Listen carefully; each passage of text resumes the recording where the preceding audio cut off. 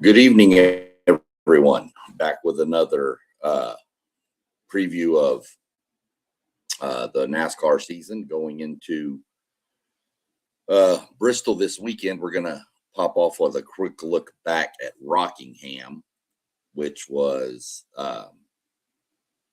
just the O'Reilly's Auto Parts Series and the Craftsman Truck Series. Cup Series was off for Easter. That's typically they take that week off. So they'll get cranked up here. Jumping back to Rockingham real quick. Great weekend of racing at the Rockingham. It's kind of a good thing. It gives the Truck Series and the O'Reilly Series a chance to kind of be the stars of the weekend. No offense to those two series at all. But when they go along with the Cup at Cup race weekend, when they're there, the Cup Series is obviously the star. So it is just kind of what it is there. That's typical. So looking back, we'll start with the Truck Series. As becoming, it sounds like a broken record. Corey Heim dominated, literally. Led 178 laps of the 200 that were run. So I don't know of a better word to use when Corey Heim sits in a truck, except just pure domination. This week could be a little interesting for him. He is going to race this week. We'll get more into that when we look ahead at the Bristol preview. But yeah, I mean, just domination. He actually had almost lost it. His teammate Caden Honeycutt, who is actually driving the number 11 truck, which Corey Heim drove last year on his way to the Truck Series championship. But Corey Heim isn't full-time in the Truck Series, so they put Caden Honeycutt in that truck, and Caden Honeycutt ran him down. Lap traffic played a role in it for Caden, but he still cut the deficit in down to was 900ths of a second was the winning margin. So he was there at the end, but as the phrase has become around the Truck Series, when he's in it, when Corey Heim races, it's Heim time, and it is. So off to Corey Heim doing that. We'll do a quick run through. Not much to really talk about on that side. We'll go real quick through the standings. Corey Heim is leading them. However, he's not running a full-time series as mentioned, so he's not eligible for championships. But he is the points leader. But if you eliminate him, Caden Honeycutt would actually be the points leader with 190. They both have 190 points actually. But if you want to hear the crazy stat, all the drivers that I'll list in the top 10 have 5 starts. Corey Heim has 3, and he has the most points. So tells you how good Corey Heim is. Caden Honeycutt, like I said, is second. Lane Riggs third. Chandler Smith fourth. Ty Majeski, my driver, is fifth. Gio Ruggiero sixth. Christian Eckes seventh. Ben Rhodes eighth. Stuart Friesen ninth. And Justin Haley in a Dodge is 10th. And we're going to go through 10 every time we do the point standings, because that's the number of drivers that qualify for the chase at the end of the season. So right now, Justin Haley holds the last spot. I'll give you 11th. The next one down for the cut line is Tyler Ankrum. He is literally 1 point behind 10th. So lots of changes will be happening coming up. But this is one series where you can say, as of right now, Chevrolet is not dominating the series. Well, the Cup Series, they're really not. But when we look at the O'Reilly standings, it'll be all Chevrolets pretty much. But here in the top 10, you've got 4 Fords, 4 Toyotas, a Dodge, and 1 Chevy. So a little more spread out here. But again, the 11 truck of Caden Honeycutt, Lane Riggs, Chandler Smith, Ty Majeski, to me, those are your big boys that are going to have to be watched throughout the whole season for serious championship contenders. If we switch over to the O'Reilly series, we had a first-time winner And William Sawalich got his first win at Rockingham. Congrats to him. He led 80 of the laps. Corey Day was the dominant driver of the day. But as I've mentioned, this is a team sport, and they had troubles on pit road. They had a slow stop in the second stage at the stage break, and they also wound up having a loose lug nut on one of them, so he had to come in and get that all fixed up.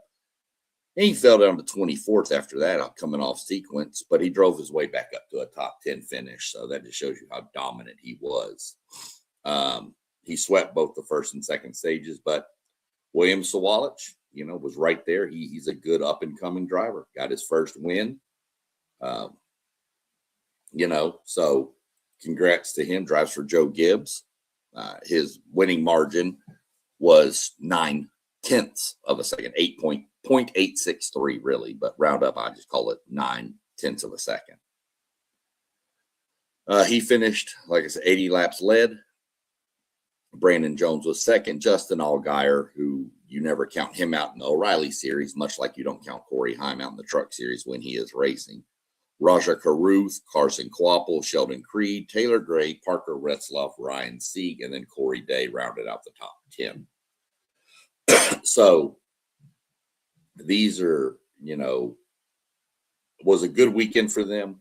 Really good to see somebody new get a win in William Sawalich. I like that. We'll go look at the standings here. And here in the O'Reilly series, 12 drivers make the chase. So we'll go through the top 12 in points. No shock here. Justin Allgaier is pretty much lapping the field when it comes to points. He has 422 points. The next closest in second place is Jesse Love with 296. Well over 100-point lead going into Bristol. Sheldon Creed sits third. Austin Hill fourth. Corey Day fifth. Carson Kvapil sixth. Sammy Smith seventh. Brandon Jones, Parker Retzloff, and Raja Caruth round up the top 10. And then William Sawalich, based on that victory, skyrocketed up 3 spots into 11th. Taylor Gray holds the last spot at 12th. And then, kind of shocking to me, Sam Mayer is in 13th. So he's the first one out. Yet he is, 30 points behind Taylor Gray. 30 points can be made up pretty quick. Couple races, sometimes one race. If Mayer were to win and Gray were to finish in the back of the pack, he could leapfrog him this week. But generally, with those drivers, like with the skill level down there, with those two between them, I'd pretty much say you're looking at 2 to 3 races that Mayer would have to probably leapfrog him. But it could go backwards. I mean, Mayer could finish last and then wind up falling further behind. So just have to wait and see how it plays out. That's pretty much what we're looking at with the Rockingham recap. We'll jump into there's no other way to start this off, this preview. This is, it's Bristol, baby. That's just what it is. That's the catchphrase for it. My favorite track on the circuit.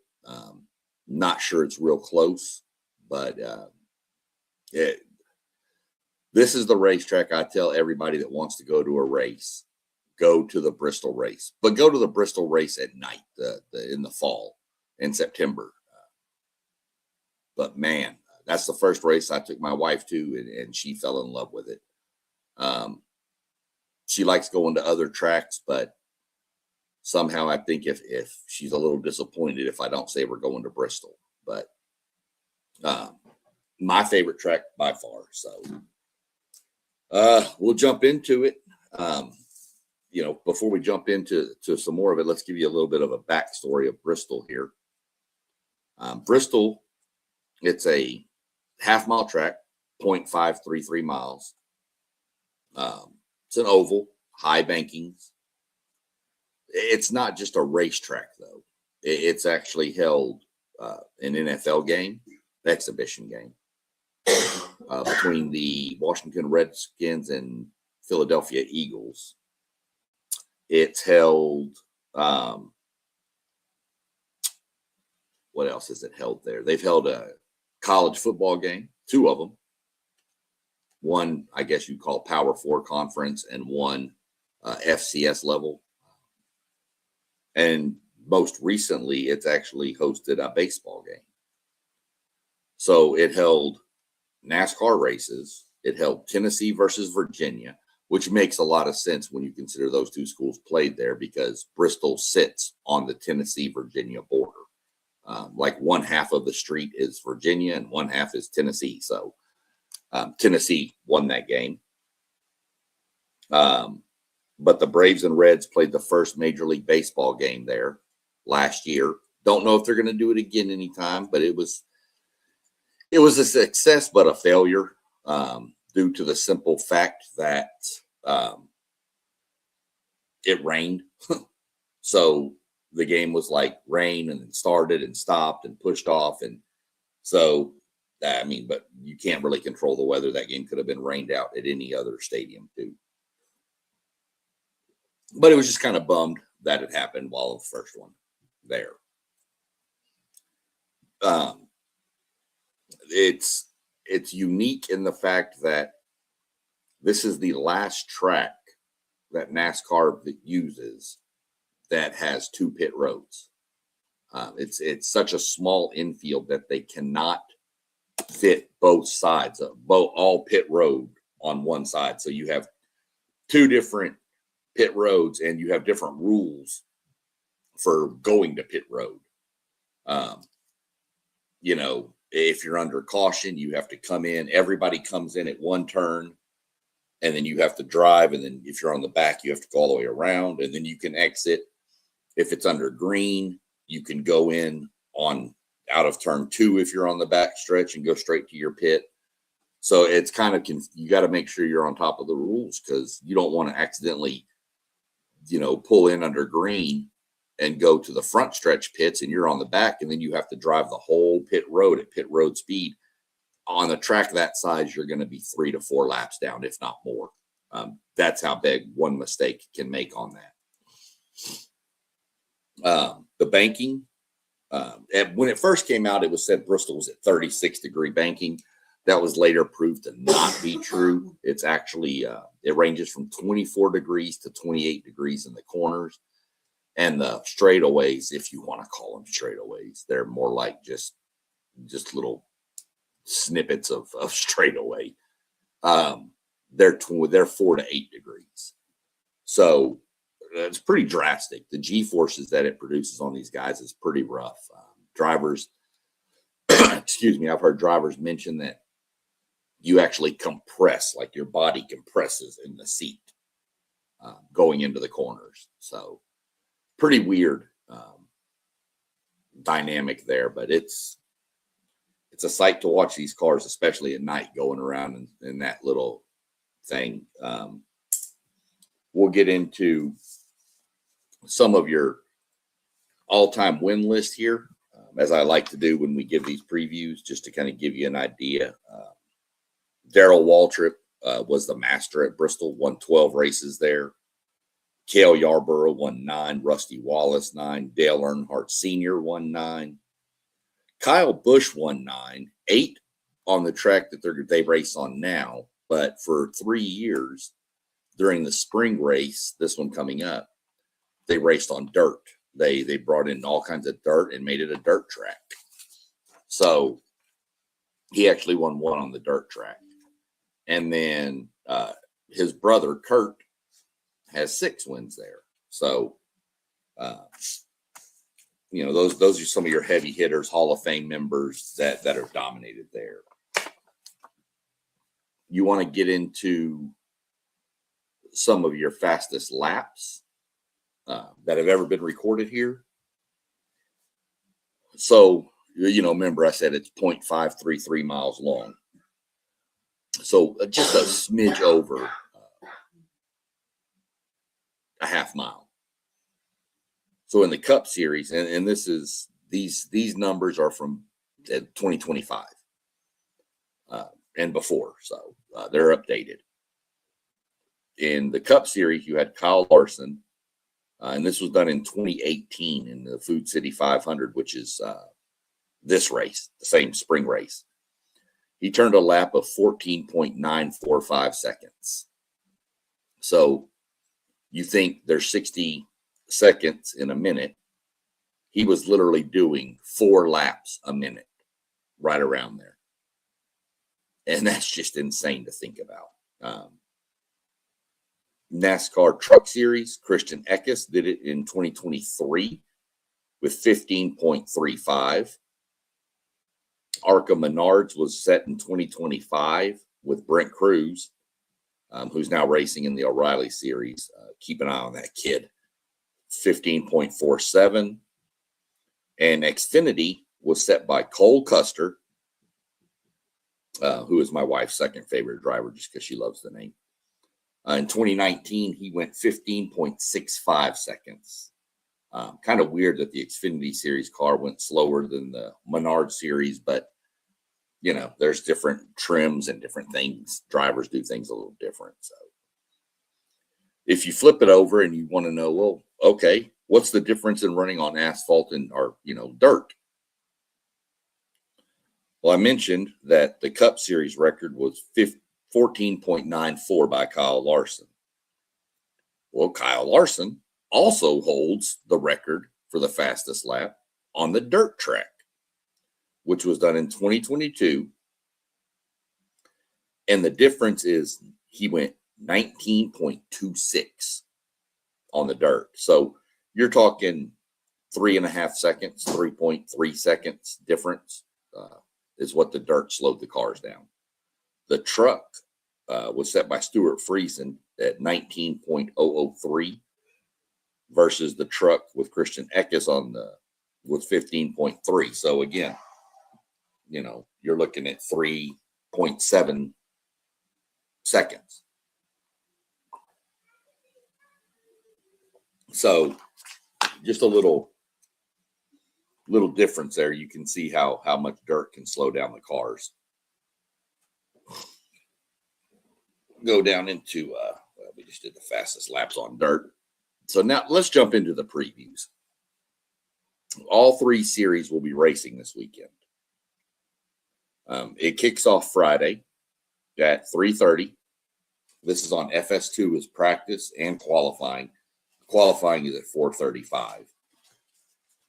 And then they turn right around after that, and at 7:30 on FS1 and the Fox Sports app. You can also listen to it on Sirius XM Channel 90. You'll have the race, the Tennessee Army National Guard 250. Your stage links for this race are 65 for the first stage, 65 for the second stage, and then 120 for the last stage, giving you your grand total of 250. A little bit extra to watch, besides the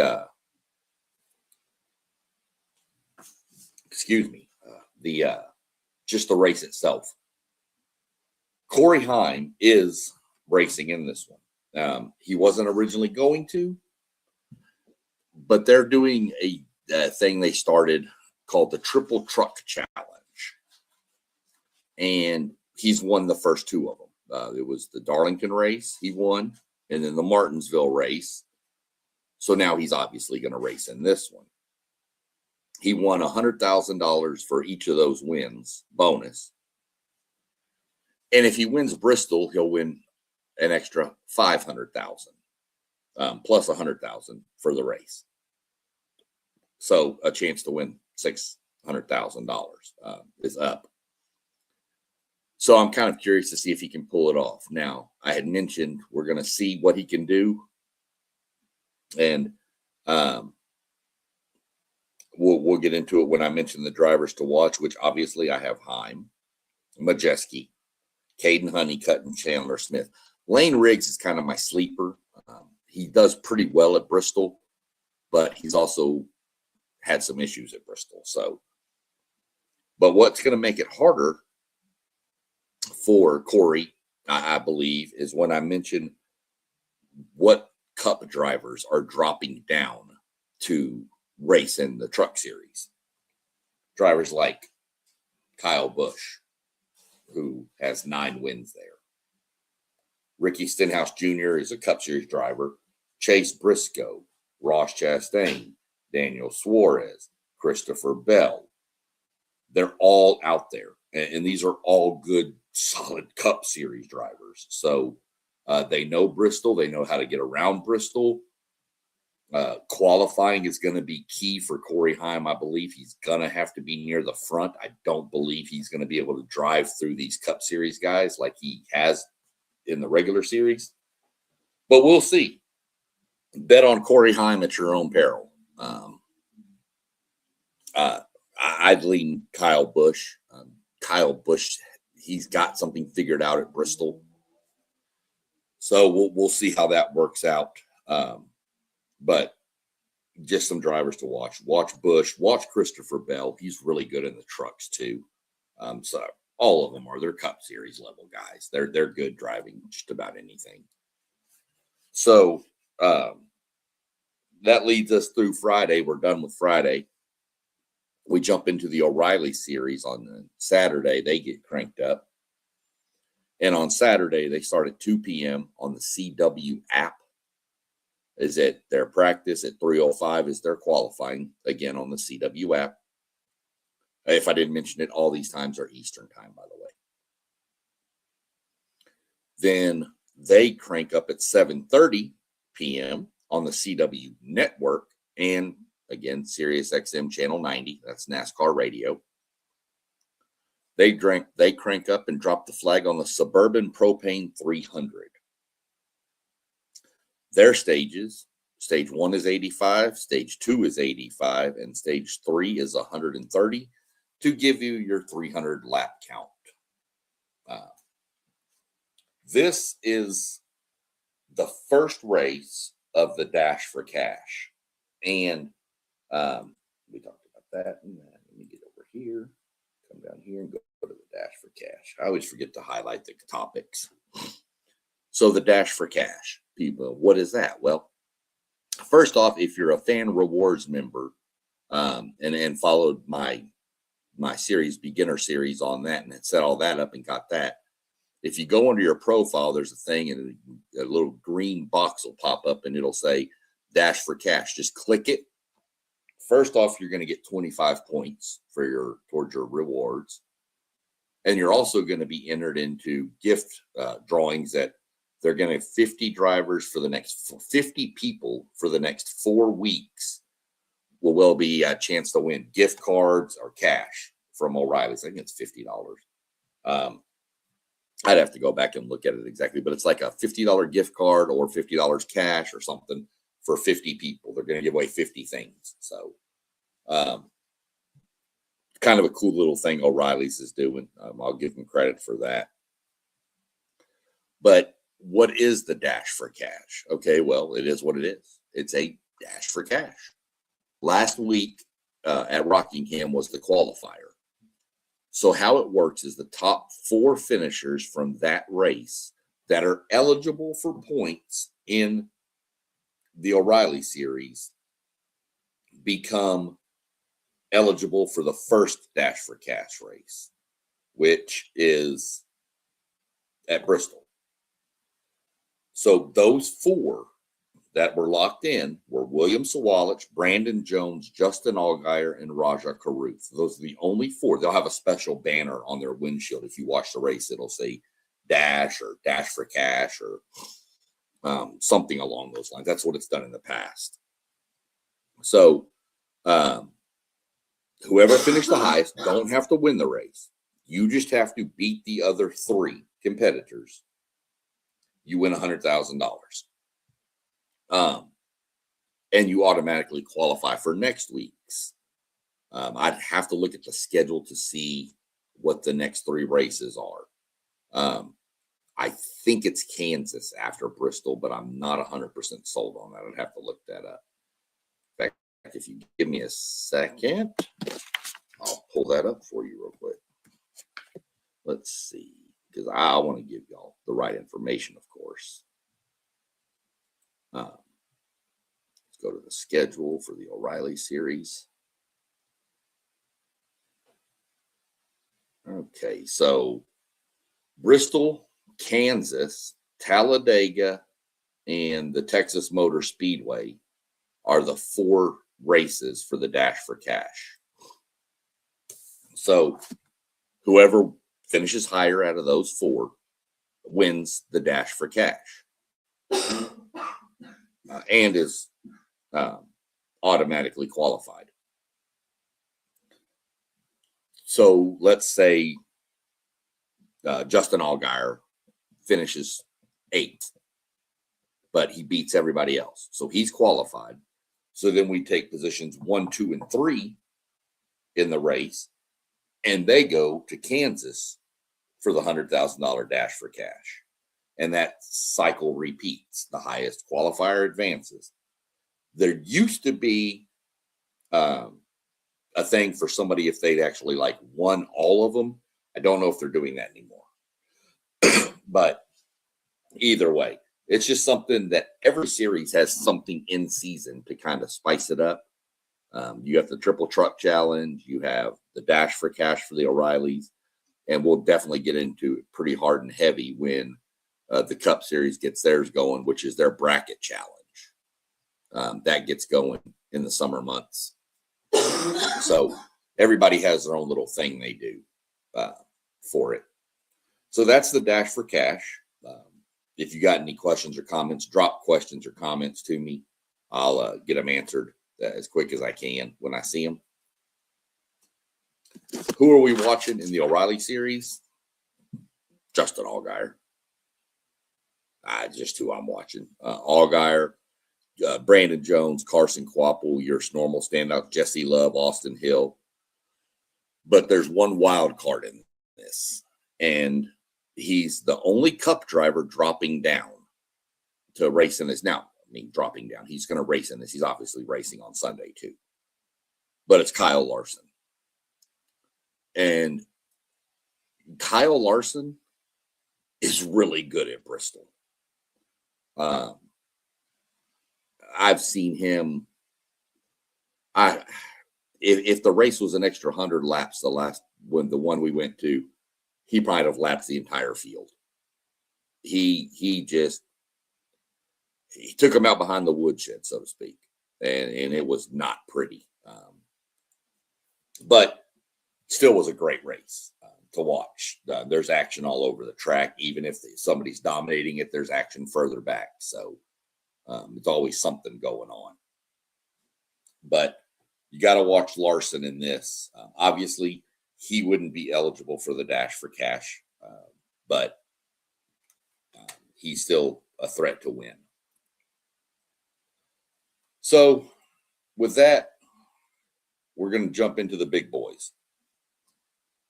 And these are so unpredictable, these races. Like I said, I've seen Larson dominate races. I've seen different people dominate races here. I've seen races with, caution after caution after caution because guys can't quit running into each other either. So take that for what it's worth. You don't ever know what you're going to get. A couple of years ago, we had a race here in the spring.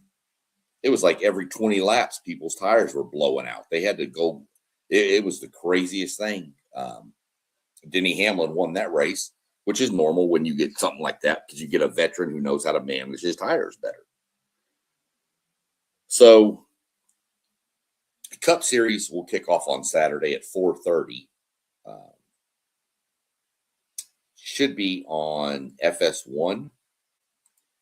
I believe I'm sorry. Qualifying. That's right. They switched it over to qualifying for the Cup Series. It's 4:30 on Amazon Prime and on Sirius XM Channel 90 again. Maybe Sirius XM will watch this and start sponsoring me or something. We'll see. And then at 5:40, they go into qualifying for on Amazon Prime again and Sirius XM Channel 90. And that clears you with that. That gets that all set up. And then we'll jump into Sunday at 3 p.m. I really wish this was a night race. I wish every Bristol race was a night race, but that's here nor there. 3 p.m. It's going to be on FS1, the Fox Sports app. If you have HBO Max, they give you a window where you can have 4 drivers, like driver cams, and you can listen to the audio between the driver and the spotter and the crew chief and all that while the race is going on too. And if you don't know, that this will also be heard on Sirius XM Channel 90. Just in case you forgot, it was Sirius XM Channel 90. So that'll go into that. Now this, well, you talk about a race. The first stage is 125 laps. Second stage is 125 laps. And third stage is 250 laps. You're thinking, good Lord. Remember, it's a half-mile track. They're running 15-second laps. So you're doing 4 laps a minute. So it's not like an 8-hour race or anything. It's still a really quick race. What you really want to have happen when you go to one is you want green flag pit stops. You don't mind some cautions to bunch everything back up, but you want pit stops to happen under green. It just jumbles the entire field. So that's really what you want. Drivers to watch. This is going to be a normal list almost every week, I think. Larson, Hamlin, Gibbs. That's Kyle Larson, Denny Hamlin, Ty Gibbs, Tyler Reddick. I put Tyler Reddick on there. It's not one of his better tracks, but the season that they're having at 23-11 at Tyler Reddick, I'm not. He's going to be a driver to watch until he falls apart. And then I threw Ryan Blaney in there. Ryan Blaney has not had a great Bristol experiences, but he's getting better there. And it seems like every year he's more towards the front. So this is not a good track. Penske has not really done well at this track in the history. But Blaney seems to be figuring something out with this car setup and what he does. So we're going to see. I'm going to put him on there. Again, Blaney's one of those I don't count out. He seems to have a knack for passing people. The only other driver in this, and I'm not saying to keep an eye on, is Chad Fincham. He's driving the number 66 car. Just because he doesn't race. They don't race full time. They do select races. So I just threw him in there. Because, somebody making a start in the Cup Series, we'll put him out there and give him at least a little bit of notoriety. So couple of different things going on here. Goodyear has come out with a new tire combination for this race. After the race a couple of years ago, I talked about where the tires were having serious issues. They decided that something they had to work. So in Goodyear, to give them credit, they work on this year round, not just at Bristol. They work at every track trying to figure out how to make it better. More tire fall off, less tire fall off, how soft can we go? Just different things to try to make the racing better. So I give Goodyear credit. They're trying all kinds of stuff. But they're doing a combination. They're trying some sort of combination for the left and right side tires that are less dependent on temperature, because they've said here recently in the spring, Bristol, the temperature on Saturday when they do practice and qualifying in the evening, or in the evening, 4:30, 5 o'clock, versus when they race at 3 o'clock, the temperature can be drastically different. So they're trying out this tire. How's it going to work? Tune in Sunday to find out, because I don't know either. Like they get their typical for a track like for a race like this, they're going to have 12 sets of tires for the weekend. And how that breaks down is they get 10 for the race, 1 for practice, and then 1 for from qualifying, known as scuffs. So they'll be able to take those to the main. You won't take your practice tires because they'll have too many laps on them, but you could take your qualifying scuffs with you in case you need them. Now, a couple of years ago in that one race, NASCAR Goodyear knew they had a problem, so they allowed the teams to go buy more tires, not give. They don't give anything away in NASCAR, but they had to go buy tires. They could if they needed to. Some teams, I think, did. Some teams didn't. Some realized they could make it. So something new to keep an eye on. There's also going to have 4 sets of wet weather tires. They will race on short tracks and road courses with damp racetrack. Not if it's pouring rain, nothing like that. But if the racetrack is damp or, just a little bit wet, they will race on it with wet weather tires. And pretty much the wet weather tires are what you would have on your passenger car. They have tread like those versus the slicks that you would normally see on a race car. So we went through your drivers to watch. We went with the new tire combination. We're going into just some miscellaneous topics that have popped up this week from NASCAR. The big one, really, there's only one big. Well, there's 2 stories. We'll go with the smaller one first. Was that the YouTube sensation, who's attempting to be a race car driver, who's getting better. I like him, Cletus McFarland. NASCAR told him he's not allowed to race at Talladega in the O'Reilly series. He doesn't have enough laps. And some people will say, well, he can race other tracks. What's the difference? Talladega is a whole different monster. Not only is it pack racing where you're really tight to each other, it's one wrong turn. And you could severely injure yourself, somebody else. You could wind up making a mistake and taking out, 15, 20 cars. So NASCAR needs, he has to get some more laps under him and stuff like that. And I have no doubt he'll do it. He wants to do this. So we'll see how it goes. There's a chance he could get enough and do enough for NASCAR to say he could race at Talladega. That's 2 weeks away. So there's a chance he could do it. We'll just have to keep an eye on that. But the big topic that came out was NASCAR is changing Talladega. Now, before everybody starts freaking out because it's Talladega, if you watched the Daytona and Talladega races over the past couple of years, you'll notice that it's a lot of fuel saving. Guys are running 60% throttle at the front of the pack.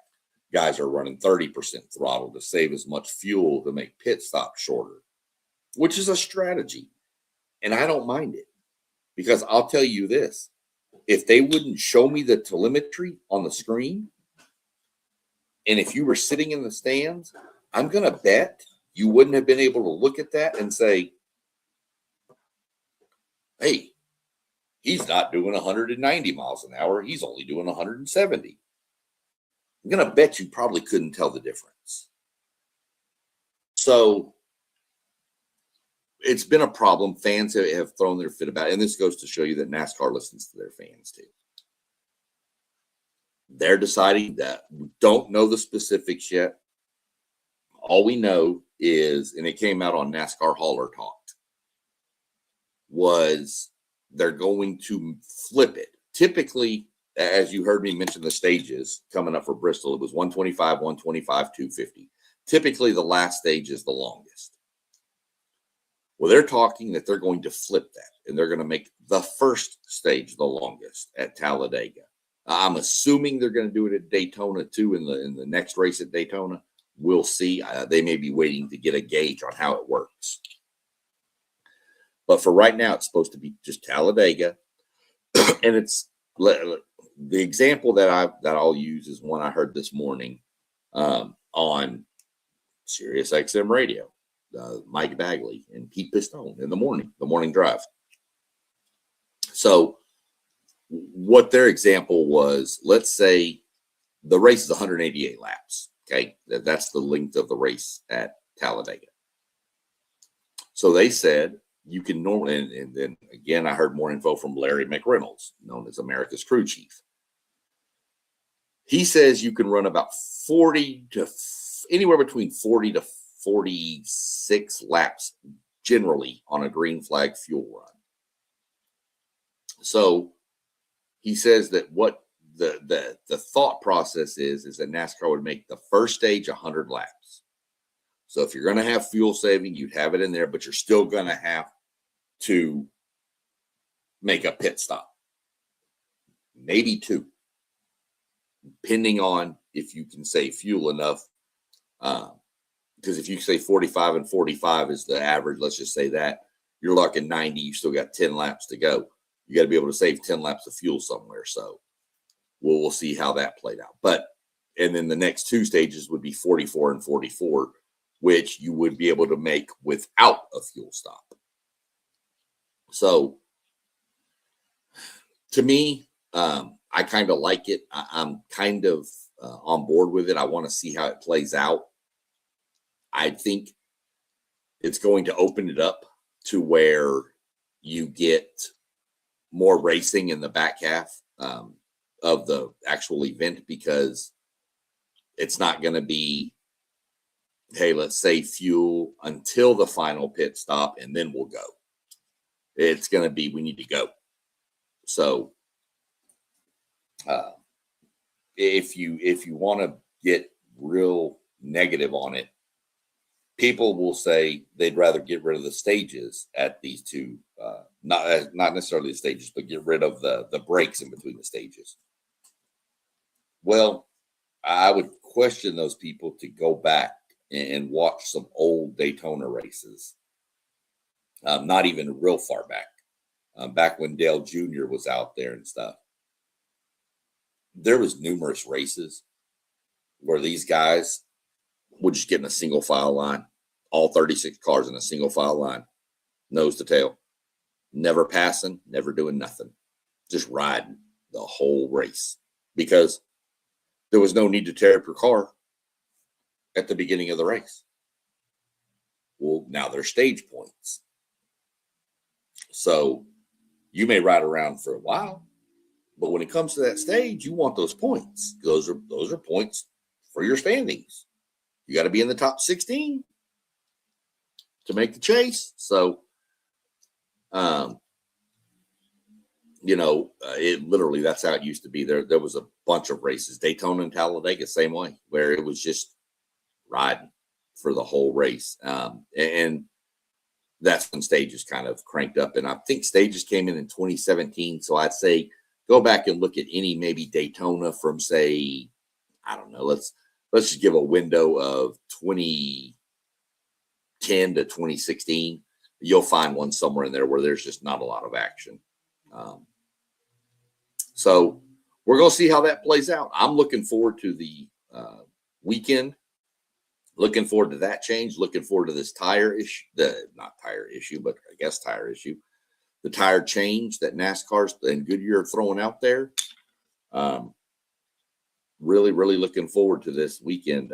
Like I said, phenomenal track to watch a race at. Phenomenal race to watch on TV. You never know what you're going to get at Bristol. So y'all definitely tune in, like, comment, subscribe to my channel. You got me here. You can find me on TikTok. You can find me on Patreon, where I do giveaways for paid subscribers, including autographs. Eventually we get some more paid subscribers. We'll give away bigger prizes, maybe some sheet metal from cars, maybe even eventually we get enough people subscribed. Maybe we'll give away some race tickets. I'll let you pick the race. I'll tell you what races are available to you and let you pick them and get your tickets. I'm on Instagram now, so you can find me there. Instagram is SEC Sean 2026. Everything else is SEC Sean. Apparently somebody stole my name on Instagram, so I have to find that person. You see our channels, WTP Sports Dudes, WTP for Life. Robert put everybody together. Level Up Sports 10 Mossberg. He's coming up at 7:45 with What If Wednesday. I may try to pop back on for that a little bit. We'll see. City League TV with T1. One Take Zay is on there. You got Parlay Poe, who's living high after Michigan won the basketball title. And you got Post Game with tons of Notre Dame and plenty of basketball type content. Big Notre Dame guy, so he'll be cranking up pretty soon with football, I'm sure.